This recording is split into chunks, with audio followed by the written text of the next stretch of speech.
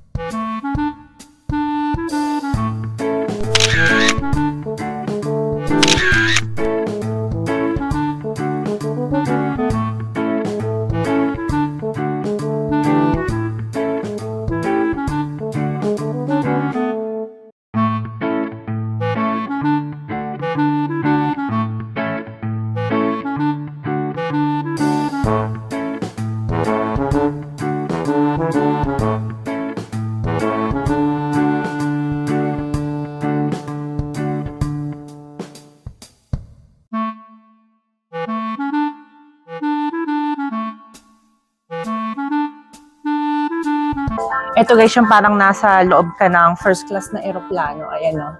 May bintana. Tapos meron silang wine. Tapos ayan, dami pang kapera dito. Tapos meron pa silang mga talagang bucket of ice. Ayan tayo, nasa clouds tayo. Ito namang Game of Thrones guys, kakaiba siya. Kasi kung nakikita nyo, yung mga nasa likod ko, yung ano niya, yung pinakaupuan niya, parang mga selfie stick talaga.